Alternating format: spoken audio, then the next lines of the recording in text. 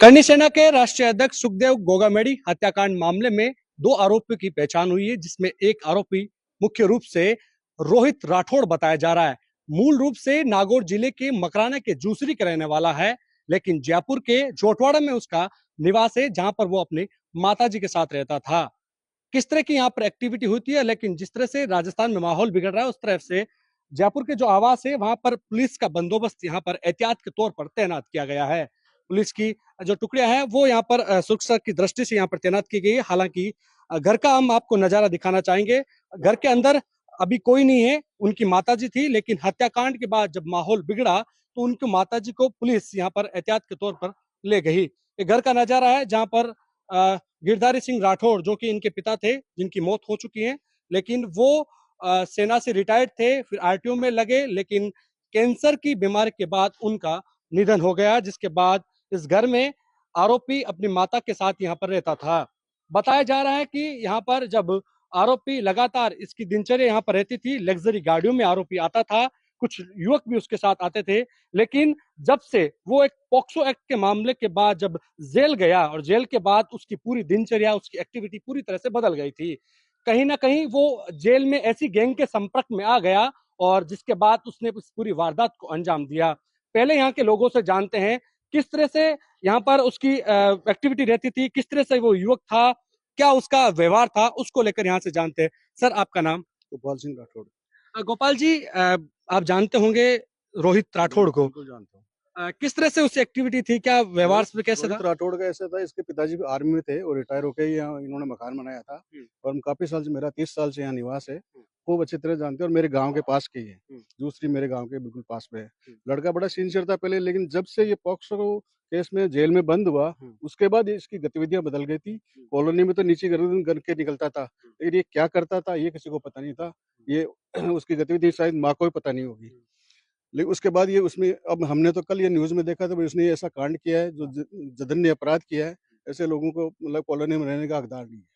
कभी ऐसा पता चला कि एक्टिविटी कभी कोई हथियारों के साथ देखा हो, कुछ युवकों के साथ देखा हो जो लगता है कि बदमाश प्रवृत्ति के हैं? ऐसा मैंने नहीं देखा। जब पोक्सो एक्ट में मामला हुआ था, उसके बाद जेल गया, जमानत पे बाहर आया, जमानत के बाद उसके व्यवहार में परिवर्तन?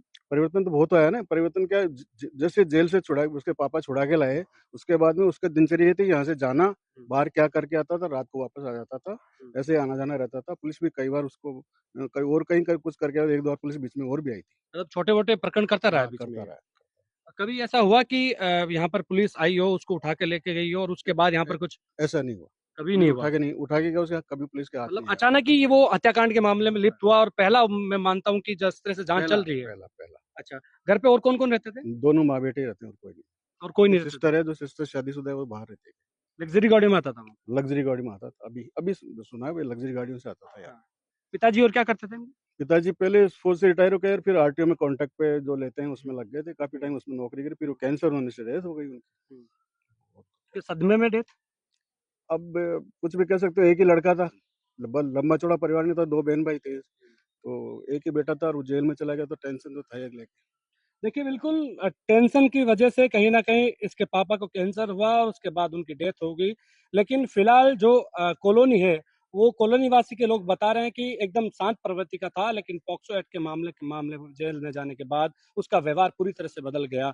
गर्दन उठाकर कॉलोनी में नहीं चलता था, गर्दन झुकाव कर यहाँ पर वो दिखाई देता था, किसी से बात भी नहीं करता था। लेकिन एकाएक जिस तरह से उसका नाम सामने आया कि रोहित राठौड़, जो कि सुखदेव गोगामेडी को मौत के घाट उतार दिया, उसके साथ और भी एक अन्य आरोपी है जो कि हरियाणा का रहने वाला है, उसको भी सूचना है कि पुलिस राउंड अप कर रही है।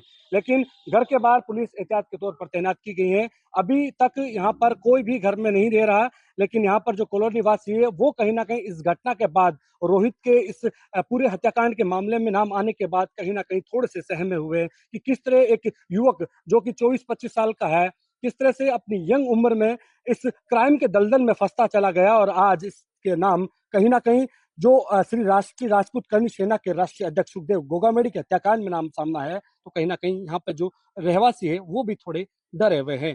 कैमरा सहयोगी मनोज के साथ विशाल शर्मा, जयपुर, आज तक।